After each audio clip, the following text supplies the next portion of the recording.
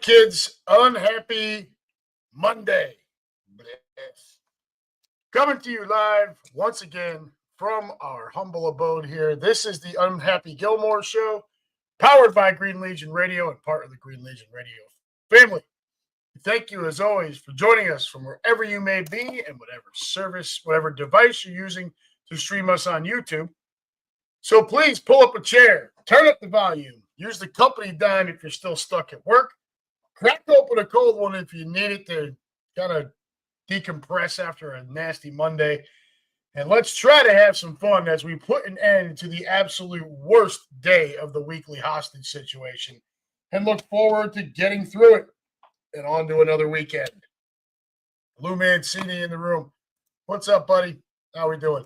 Didn't end up doing the show last week. Was going to go on either Friday or Saturday. And you know what, man? I had done 2 shows the week before. I was really enjoying family time. And I just decided not to do it. So that's part of the reason why we're coming at you today.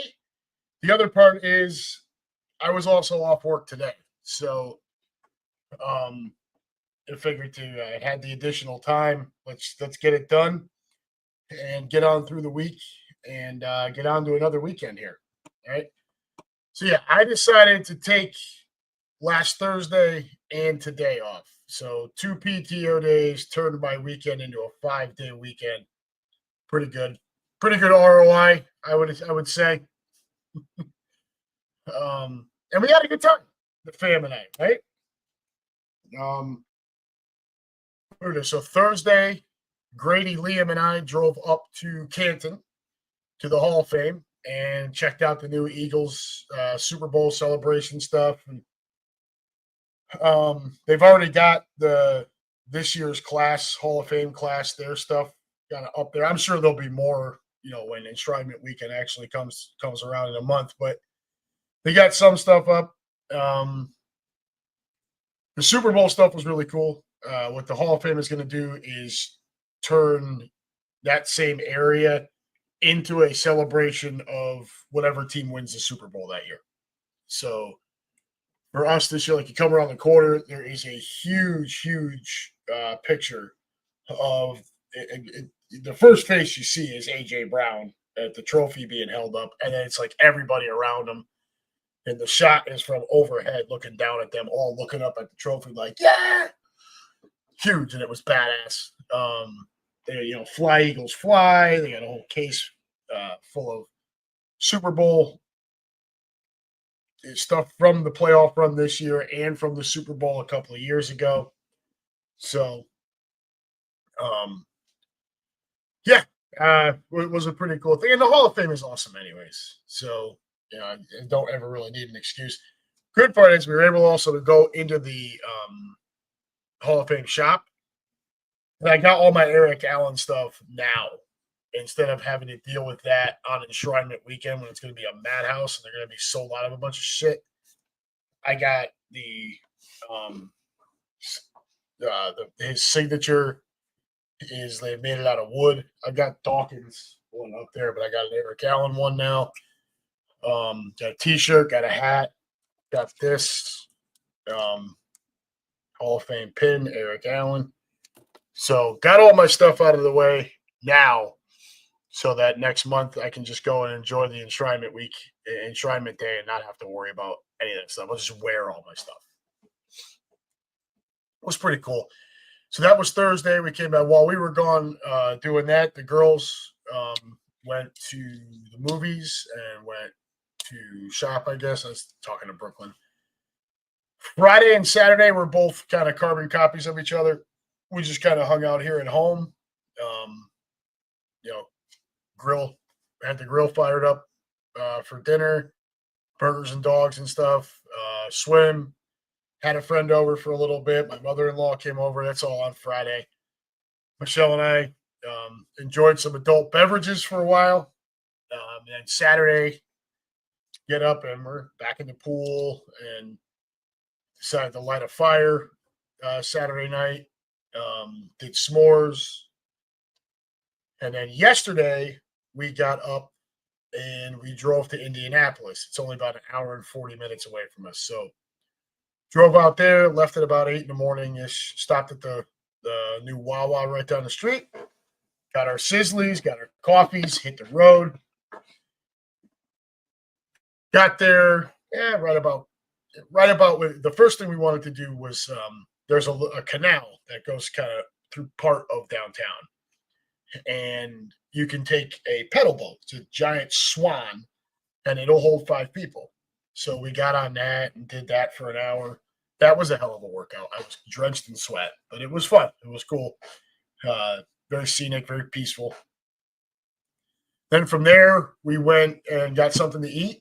A friend of mine out here, he's been on the show before and he's commented in here a few other times, Lee Cummings.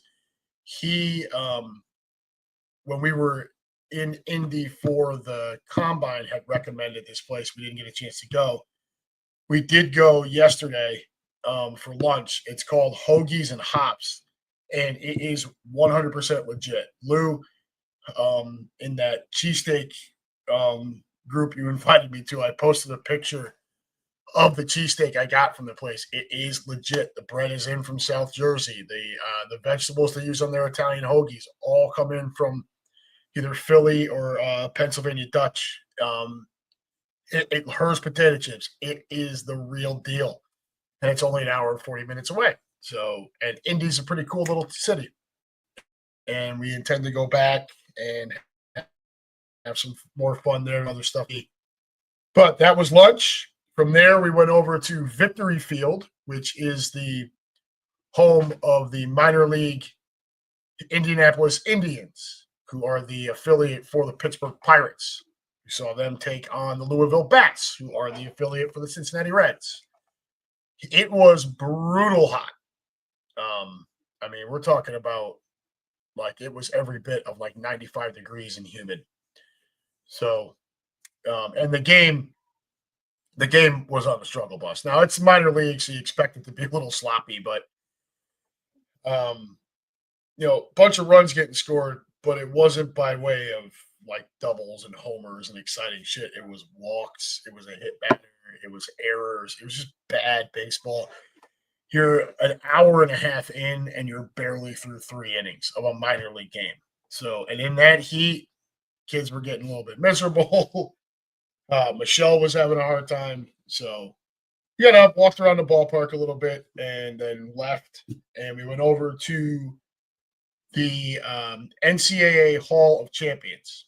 All right. Now, this was something Liam had found, and we looked at it online. It looked great.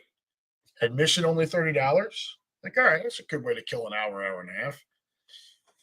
Unfortunately, we got over there, and the best part about it was that it was air conditioned.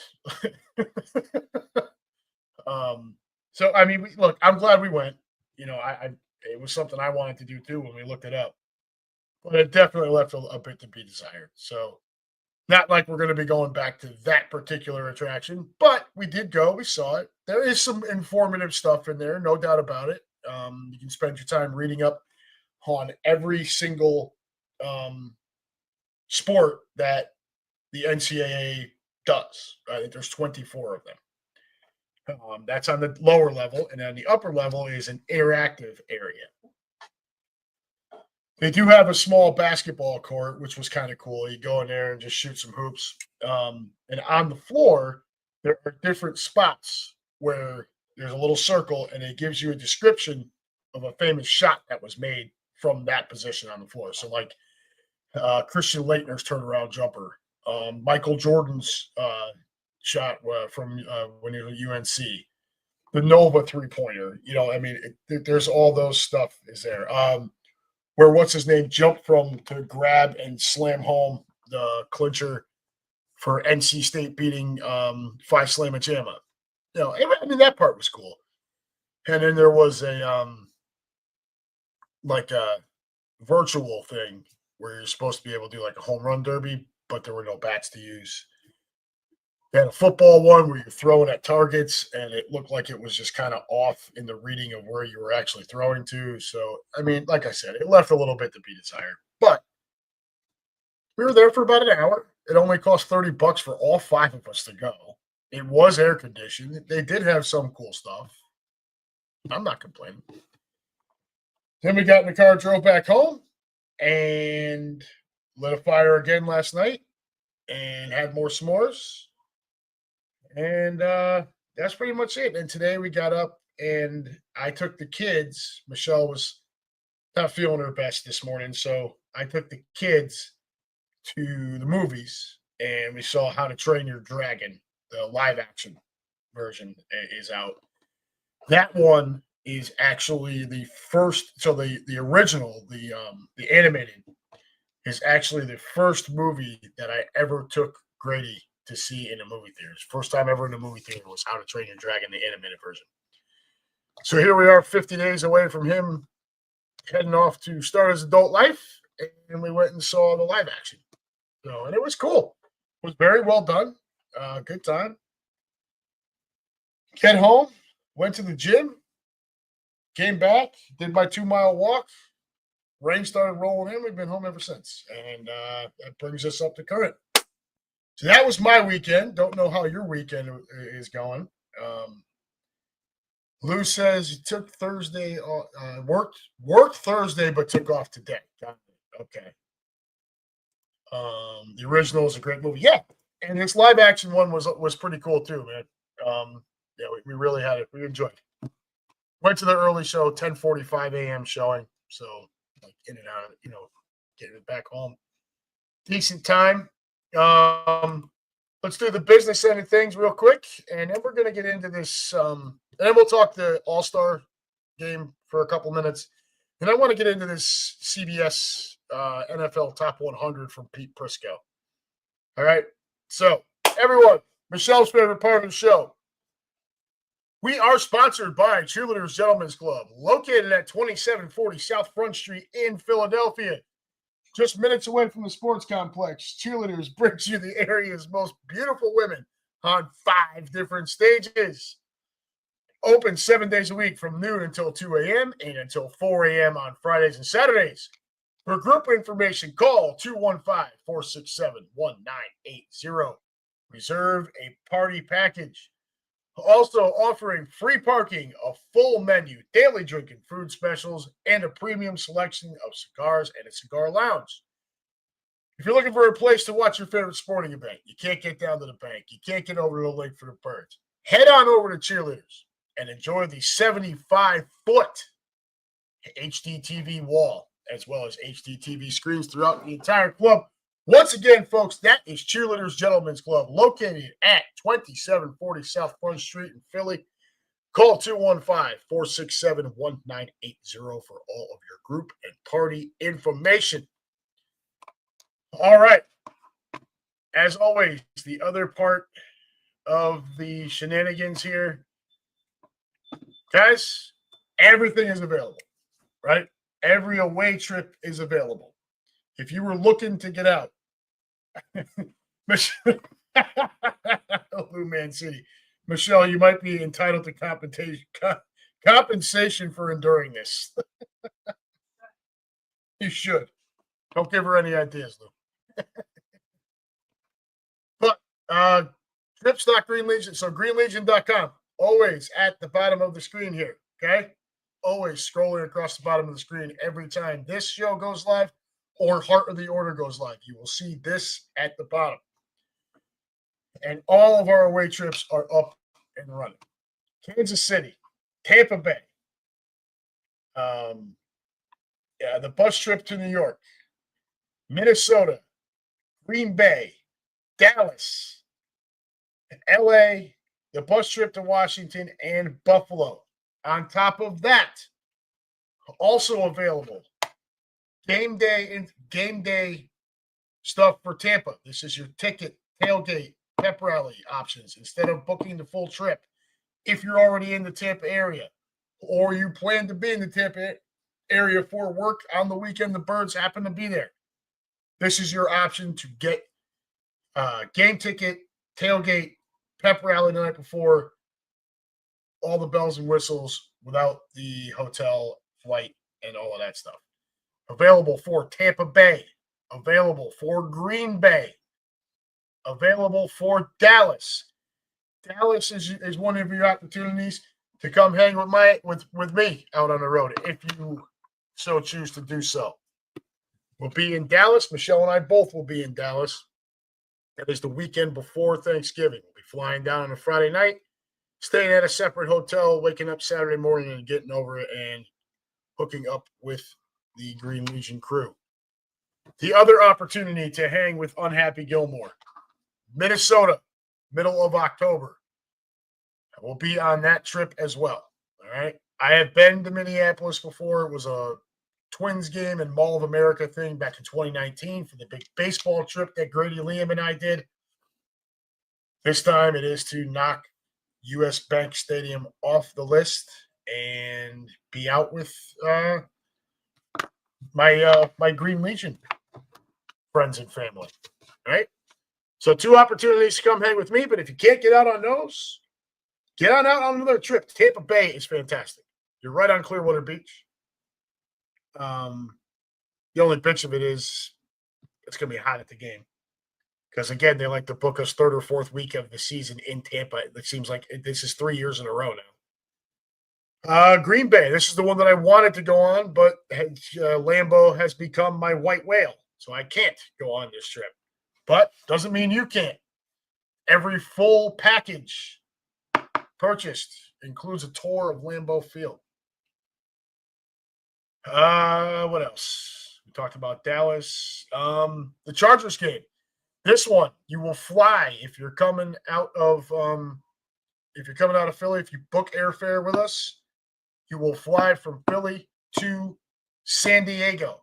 First 3 days of the trip are spent in San Diego. Morning of game day, you will bus from San Diego up to Los Angeles. You will check in at the Lum Hotel, which is connected to Cork and Batter. That is your tailgate location. Was there last year. People that run that place are fantastic. The staff is amazing, and the food was out of this world. Anyways, you will get off the bus, walk into the Lum Hotel. You are pre-keyed. You will grab your room key, head to your room, drop your shit off, shower, shit, shave, shine, whatever you got to do to get yourself ready. Head back downstairs, down the hallway, straight into your tailgate. Drink your face off, head to the game. After the game is over, head back to Cork and Batter, drink your face off again, and then stumble down the hallway into the elevator and up to your room. Next morning, you bus from the Lum in Inglewood to LAX, and you will fly back home from there. Those of you not in the Philadelphia area, not booking flights with the Green Legion, but you want to, you're booking everything else, this is the way you're going to have to do it. You'll have to fly from wherever you're at to San Diego, and then so on and so forth from there. And then, booking your own flight out of LA back home. All right. Washington, Buffalo. Buffalo. I am considering trying to go. I don't know if I'll be able to pull it off. It's a couple days after Christmas. It's going to be freezing cold.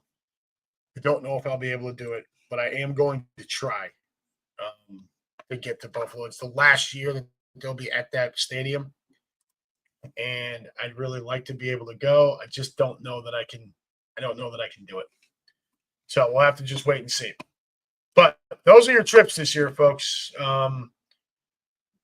Again, we'll run through them. You are at Kansas City, at Tampa Bay. Tampa Bay, full package and game day options available. Bus trip from up to the Swamp against the Giants. At Minnesota, at Green Bay. Game day only options are available for Green Bay. At Dallas, game day only options are currently available for Dallas. Los Angeles, again, you're starting that trip at San Diego and then going up to Los Angeles on game day. Bus trip down to DC for the Commodes, and final week of the year, but final away game of the year is at Buffalo on December 28th. It's going to be some rough weather. But that is your away schedule. Those are your updates for Green Legion travel. Of course, always email Steph if you've got questions. If you'd rather email me, talk to me. I can answer some stuff for you. And if I don't have the answer, I'm sure I know where to get it. So don't feel like you can't reach out to me too. All right? I'm here to help in any way, shape, or form. So there you have it. All right. Let's talk MLB All Star game real quick. So we're a week away, basically. And the rosters have been announced. So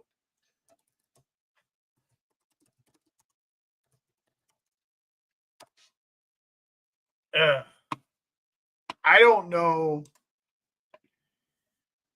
So I think the biggest problem, the biggest glaring issue with the All Star game roster right now on either side is easily the National League shortstop position. First and foremost, I know people love Francisco Lindor. I'm sure Mets fans ran to the ballot, ran to their computers to vote for as many times as they could for their guy. And that's the part where people have an issue with fan voting, even though it's been this way for however long.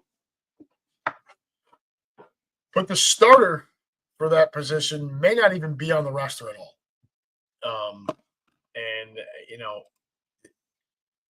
So let's start with Lindor. And for those of you playing at home, help me keep track of this real quick here. So Francisco Lindor, right now,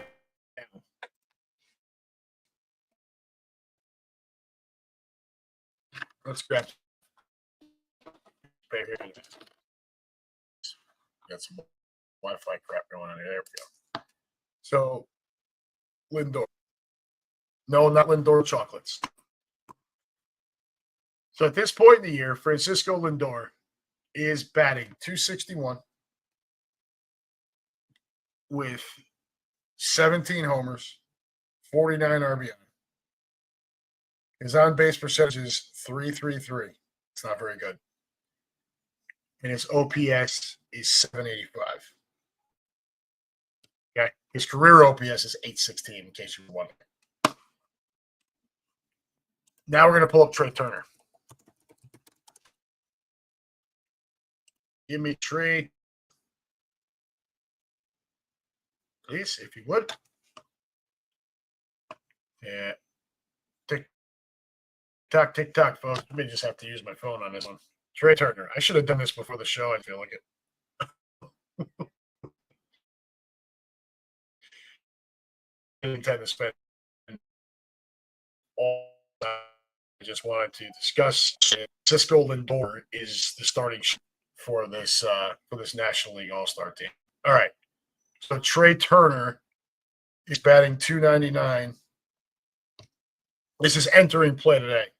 11 homers, 39 ribbies, also 22 steals, 351 on base percentage, and an 802 OPS. So already we have a problem. Turner, much more deserving of the spot. I'm going to go a step further.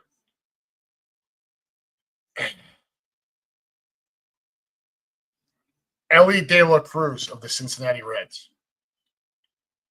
Okay. Now he strikes out a ton, and I appreciate that and I understand it. However, this kid is batting .277.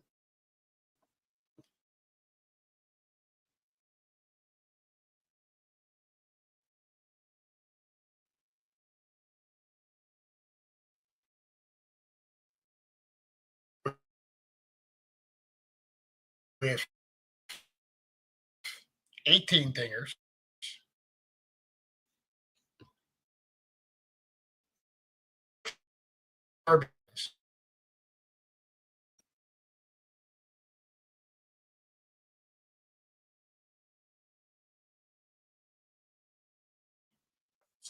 Snuck in there, yes, I did, and I'm having serious Wi-Fi issues here.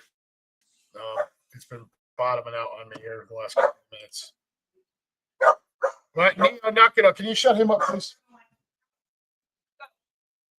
Let's try the mobile hotspot and see if that improves anything at all. Just bear with me for a second here, guys. I'm going to switch.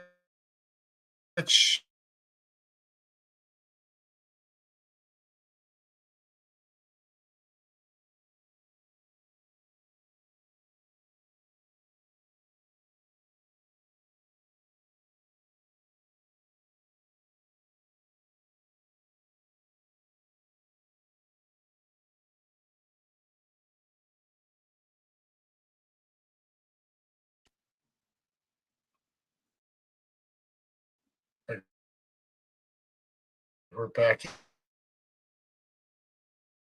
in here. Okay. De La Cruz, OPS at 836. So here's your problem with the National League shortstop spot. First of all, Trey Turner should have been on the roster. All right. Second of all, I can make an argument that Ellie De La Cruz probably should have been the starter with Turner backing him up, and Lindor shouldn't even be on the goddamn roster. Instead, what we have is Lindor is the freaking starter, and there is no Turner on the roster at all. So if you're looking for a boner of the week, this is pretty much it. Now, this can be spread around. First of all, Met fans going and pumping ballot boxes full for their guy, even though he's not deserving. Second of all, not enough Reds fans out there pumping that ballot box for De La Cruz made the All Star team. Really, Philly fans, this kind of is on you. This is a fan voting thing. The fact that Turner didn't make it and Philadelphia is the 6th largest city in this country, shame on you. Okay? 299 average, 11 homers, 39 RBIs. What did I say? There was 22 stolen bases, 350 on base percentage, and an 802 OPS. We all know he's not there for his defense. The biggest weakness on the Phillies team is the team defense. We all know that. But the fact that you guys couldn't get Trey Turner onto that roster is there's something wrong with it. Now, I'm not going to be the one to sit here and say they should get rid of fan voting because I think it's actually fun. But you're the 6th largest city in the country. Go out there and vote. My God, don't sit here after the fact and be like, hey, Lou, I get it. You're right. Turner deserved the spot. Did you vote for him? I mean, okay, his defense, and then you tell me his defense has improved considerably this year. It's good. It needs to. But how many of you would actually logged in Trey Turner? He's deserving. There's no question about that. De La Cruz should be the starting shortstop for the National League. I don't know another way to look at it. Trey Turner backing him up. Turner also leading the league trouble. Anyways, that's your boner of the week portion. I think we may just bag this because I'm having all kinds of problems here. It keeps kicking out on me. I don't know if you can still hear me when it does that. But the picture goes away. Not that I got a face made for radio, anyways. But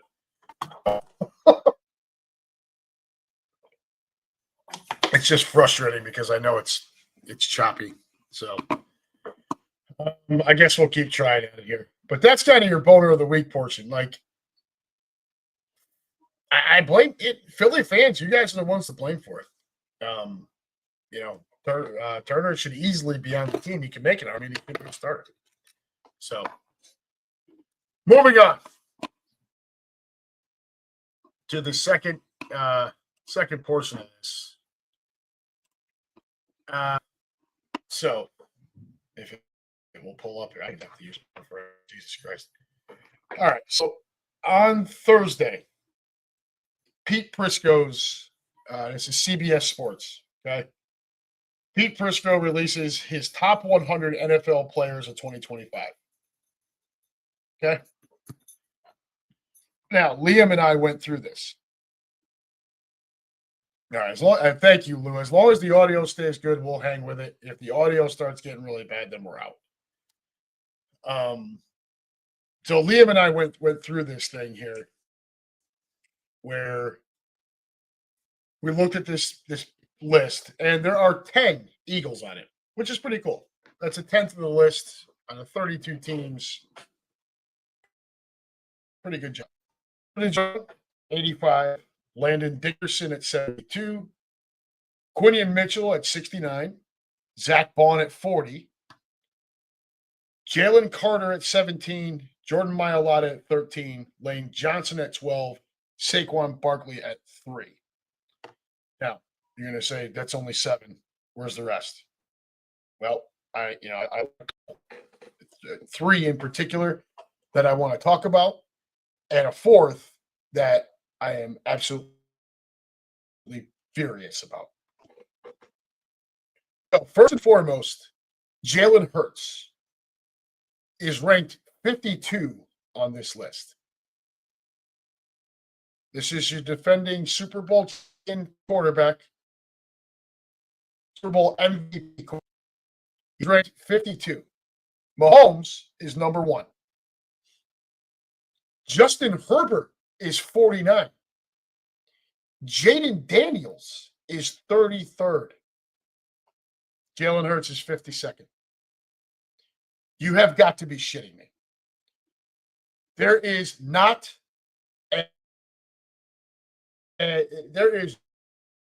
nowhere on this where anyone should be putting Justin Herbert ahead of Justin. On this point, should Jaden Daniels rank ahead Jalen Hurts? Essentially not 19 fucking places ahead. Did these idiots forget what the outcome of the games were last year? Okay? I know he won the second regular season matchup. It was after Frankie Laveau took out Jalen.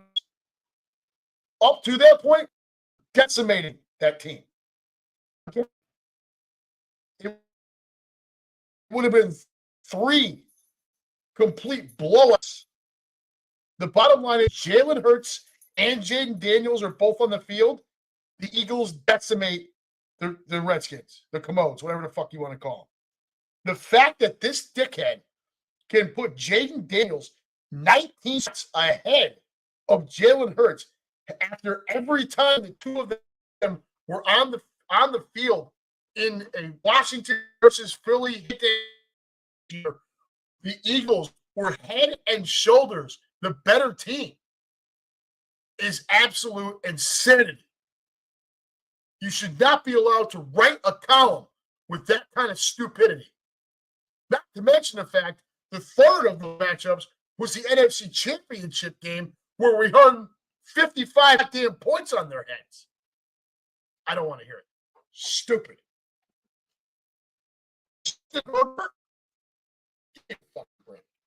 Justin Herbert. What? Because he's got. Look, I was a supporter, but the kid's not a winner to this point. Okay? He's had 1 shot in the playoffs so far. He had a huge halftime lead against fucking Sunshine and the Jaguars and blew it in the second half. Now, I understand he wasn't playing defense, and that the defense allowed the Jags to score all those points. But the bottom line is the Chargers didn't score enough points in the second half. It was a huge choke, and that falls a lot on Justin Herbert as well. So, tough shit. You cannot rank those two dudes ahead of Jalen Hurts. You can't. Stupid. Now, let's move to another one. A.J. Brown is ranked 31st. Yeah, God, that's not bad. Top 100 players, got all these great linemen and blah, blah, blah. No, it's not bad.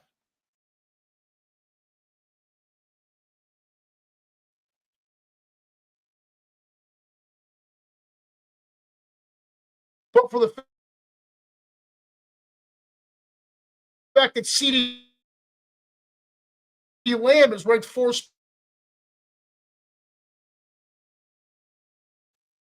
I understand CeeDee Lamb has had a nice career, so he's definitely a threat. Got it. He ain't AJ Brown, dude. I'm sorry, he's just not. Okay, don't want to hear it. No. You want to tell me they're somewhat similar? And you're making a big deal. It's only 4 spots. Yeah, I'm making a big deal about it. If you want to put one in front of the other, it's AJ then CeeDee Lamb. Okay, this is stupid. This is another stupid move. Find me. Look, and Justin Jefferson, I still think is the most talented wide receiver in the league. He's the total package. Jamar Chase won the triple crown of receiving last year, first to do it since Cooper Kupp a few years ago. Right, that's where the receiver leads the league in receptions, yards, and touchdowns. But find me a bigger 50-50 ball nightmare in the league than A.J. Brown.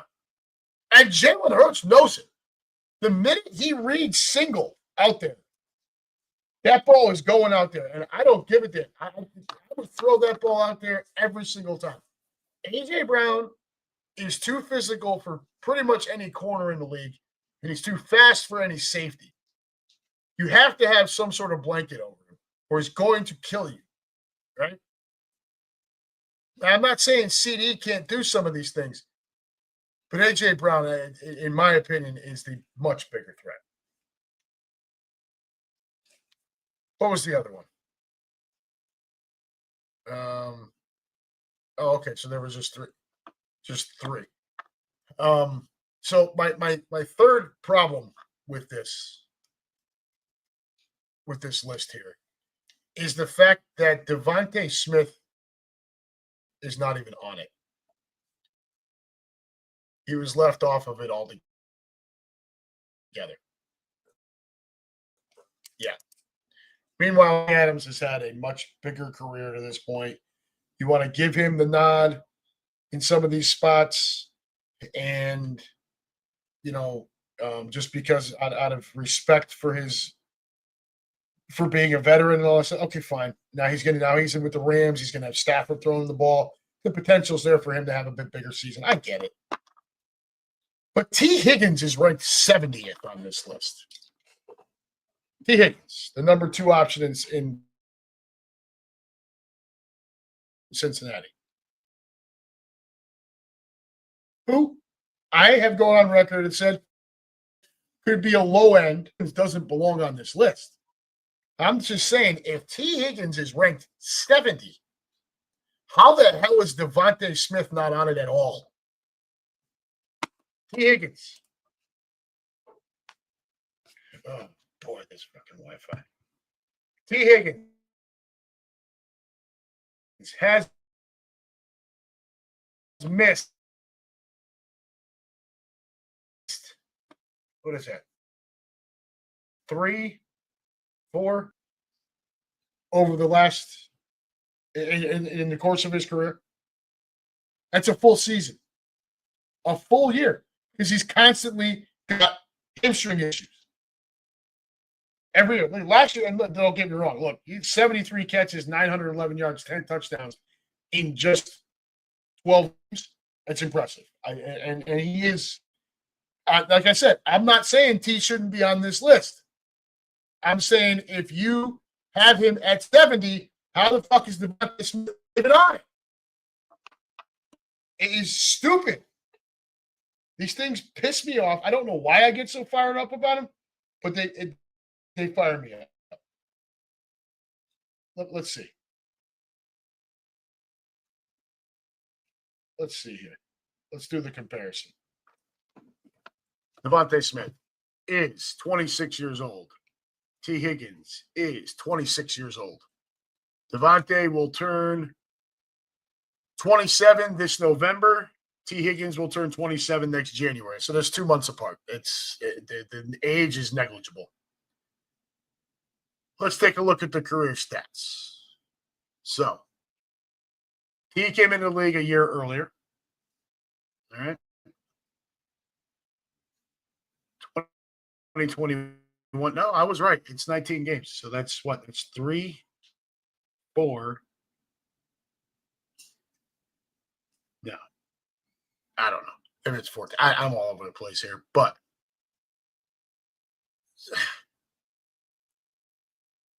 Devontae Smith missed one game in 2023 and played in 3 games in 2024. Okay.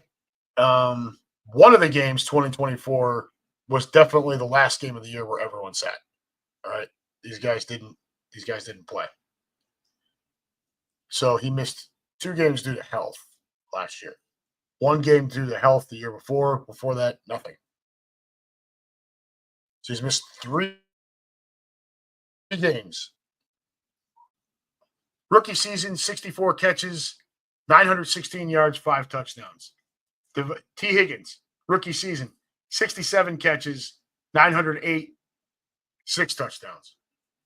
Second year, T. Higgins, 74 balls, 1,091 yards, 6 touchdowns. Smith, 95 catches, 1,196, 7 touchdowns. 2022, third year for Higgins, 74 balls, 1,029, 7 touchdowns. Smith, 81 balls, 1,066, 7 touchdowns. And then fourth year, this is T. Higgins only plays in 12 games, 42 catches, 656. Let's wipe that one and call last year 73 catches, 911 yards, 10 touchdowns. Devontae, 68 catches, 833, 8 touchdowns. The numbers are nearly identical, okay? The impact that both of these dudes make on their teams is probably, I'll bet if you talk to the coaching staffs, is probably identical, right? I would tell you the only thing that T has on Devontae is the fact that T. Higgins is 6'4". Devontae Smith they list him at 6 foot. That's being a little generous. T. Higgins, 220 pounds, 170. Also, I think generous. The only thing that Devontae lacks is size. But given the career comparison, and let's also not forget, everybody wants to bash Jalen Hurts, right? Jalen can't throw the deep ball. Jalen can't do this. Jalen's not a good passer. Jalen's carried by the rest of the guys on his team. Well, if he's being carried, Devontae's one of them. Everybody's goalie throwing the fucking ball to him, right? Joe Burrow's the next Joe Montana. It's Joe Cool. It's Joe Shiesty. It's Joe blah, blah, blah. It's Joe who every other year seems to not be able to stay up his goddamn self. This is Devontae Smith. Devontae Smith might be the biggest one of that list. And it's unlike the National League All Star team. We as fans didn't have control over who gets on this one. I am going to be interested, and I don't know if it's out already or not. I haven't looked at it. I haven't looked for it. I just looked. Liam went through this with me the other day, and I was furious. I don't like the Jalen ranking. I think it's bullshit. I'm fine with putting Jalen there if you don't have Justin Herbert ahead of him, if you don't have Jaden Daniels 19 spots ahead of him. It's just I don't know where these guys come up with this shit. And then so T. Higgins 70th on of the top 100 players in the NFL. You've got T. Higgins at 70, whose numbers are identical to Devontae Smith. And Devontae's not even on the list. Devontae, who has a lesser quarterback throwing him the ball, according to all of these experts, not on the list. Same numbers as T. Higgins. I'm sorry. It's a crock of shit. Like I get this with this bullshit.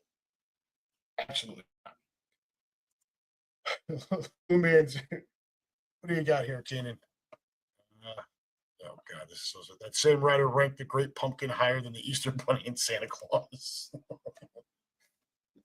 I got a feeling that same writer still believes in Santa Claus. Tell me where I'm wrong, guys. Help me out here. I don't get it. I just gave you the stat. It's insane. T. Higgins has actually played 1 year more than Devontae Smith and has 12 12 more catches, 22 more catches, 284 more yards, and 7 more touchdowns. That's it. So, honestly, Devontae has been the more reliable, has been the more efficient wide receiver. Sorry, guys. Numbers don't lie. Pete Prisco, you're on drugs. All right. That was pretty much all I had for this week, guys. Of course, think about this real quick. Real quick to close the show. One trick back to the All Star game. As far as the American League side goes, the only New York Yankees that should be on that roster are Aaron Judge and Max Fried. Everyone else wearing pinstripes should be absolutely fucking ashamed of themselves. Okay? They are a disaster of a team. You guys have heard me for over 3 years now bitch and moan about Al Steinbrenner and his BS ownership, how his father would be turning over in his grave. You've heard me bitch and moan about Brian Cashman and what he's done to destroy this organization from all the way down through the minor leagues with this addiction, this obsession with analytics approach. And it shows. You can maybe make an argument for Paul Goldschmidt, who's had a nice first half. But Anthony Volpe needs to be off of my roster. We just lost Clark Schmidt. He's going to go have Tommy John surgery. There's a big shock, a young pitcher with a UCL there. It's what I expected. You know, if you guys who watch Chris Lou and I do Heart of the Order, when we talked about it, especially our own teams prior to the season, we talked about when I talked about the Yanks, I looked at them as a third place team. Of course, at the time, the thought was maybe Boston and Toronto. But at this point, it's Tampa. But there is one other thing we can talk about to close the show. And we'll take some joy in this, discussing it as a sound. But here we have another Dallas Cowboy getting arrested. Cavante Turpin, the kid with the crazy punt return last year, arrested in a Dallas suburb on misdemeanor charges of marijuana possession and unlawful carrying of a weapon. Arrested by police in Allen, Texas on Saturday. 28-year-old Turpin is out of jail on bond. There is no record of an attorney for him. The team declined to comment. The former TCU standout is going into his fourth season with the Cowboys and recently signed a team-year contract. Turpin's TCU career in 2018 when he was kicked off the team after the school found out about a second domestic violence case against him. That case, which took place in New Mexico, was discovered following an alleged incident with his girlfriend at an off-campus apartment in Fort Worth. Both cases involve the same woman. The Cowboys signed Turpin out of the USFL in 2022. He had played in several satellite football leagues before joining the USFL. Spot on the team, but turned